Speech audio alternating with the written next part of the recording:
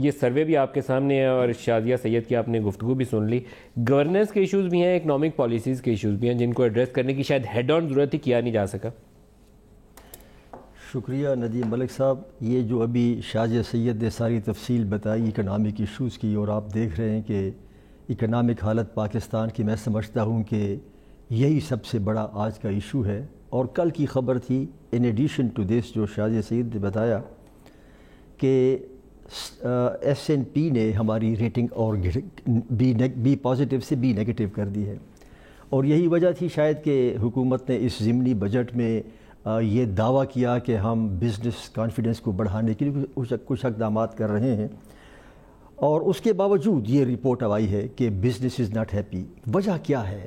آپ نے درست کہا کہ وجہ میں سمجھتا ہوں ندیم ملک صاحب گورننس کے ایشوز ہیں. اور گورننس کا ایشو کیا ہے؟ وہ یہ ہے کہ جب ایک وزیر اعظم صاحب ابھی تک اپنے آپ کو اختلاف کا لیڈر سمجھتا ہو اور وہ کنٹینر سے نیچے نہ آئے, دس از اے بگ ایشو. جب وہ یہ سمجھتا ہو کہ جی جب آپ اعلان کرتے ہو پرائم منسٹر کہ یو ٹرن جو ہے لیڈر کی نشانی ہے, تو مجھے اس سے یعنی اس سے پرخاش نہیں ہے, بٹ میسیج غلط جاتا ہے.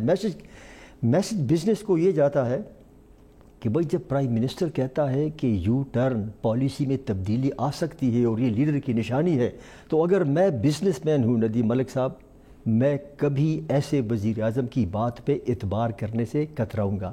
بیکاز جب وہ خود کہتا ہے کہ یو ٹرن لیڈرشپ کی نشانی ہے, دیٹ مینز کہ میں نے اگر ان کی باتوں پر اس کو سمجھا, اس پر یقین کیا, I can land into trouble.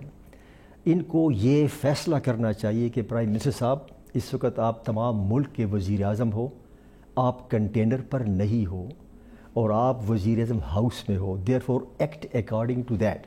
تو یہ گورننس کا پہلا ایشو. دوسرا یہ ہے ان کا ایشو کہ ڈائریکشن کوئی نہیں ہے.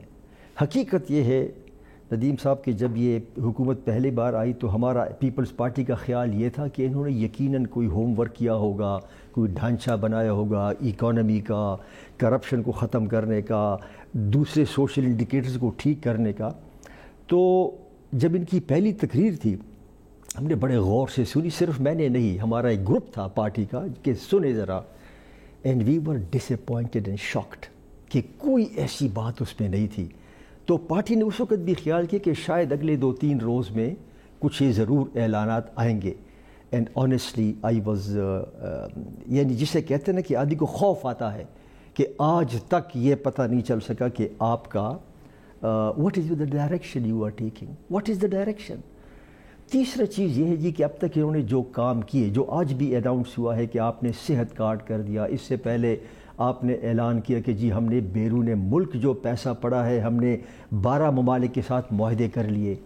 ندیم ملک صاحب میں تو پی ایم ایل این کا ترجمان تو نہیں ہوں اور مجھے تو ان کا ڈھنڈورا نہیں پیٹنا, لیکن فیکٹ یہ ہے کہ یہ جو صحت کارڈ ہے یہ ری ہیش ہے پرانے پرائم منسٹر کا ہیلتھ اسکیم کا, جس میں اس وقت کی خیبر پختونخوا حکومت نے شرکت نہیں کی کیونکہ وہ پی ٹی آئی کی گورنمنٹ تھی, اور شرکت اس لیے نہیں کی تھی کہ اس میں کچھ انشورنس کے لیے پیسے اس صوبے کو دینے پڑتے ہیں. انہوں نے کہا جی ہم اپنا کرتے ہیں, سو دے ڈڈ دیئر اون. تو یہ وہی پرائم منسٹر کا پروگرام ہے, میں ان کا ترجمان نہیں ہوں, لیکن جب میں یہ دیکھتا ہوں کہ آپ دوسرے کا کریڈٹ لے کر اس کو اپنا کریڈٹ بناتے ہو, دکھ ہوتا ہے. اسی طرح اس سے پہلے آپ نے وہ خبر سنی ہوگی جب انہوں نے کہا کہ ہم نے 12 ممالک کے ساتھ معاہدہ کر لیا کہ پیسے لائیں گے, ان کے ساتھ ایگریمنٹ ہو گیا ہے کہ وہ ٹیکسیشن کا یہ کریں گے. That was already also done by Ishaq Dar, OECD country کے ساتھ جو معاہدہ تھا جو ہوا تھا. میں یہ کہہ رہا ہوں جی کہ ہمارا ایشو اس وقت, اور یہ تمام سیاسی جماعتوں کو سوچنا چاہیے کہ دیکھیے یہ ایشو آف گورننس ہے, ہم ان کو سمجھانے کی کوشش کرتے ہیں. آپ آؤ پارلیمان میں تو آپ آتے نہیں ہو.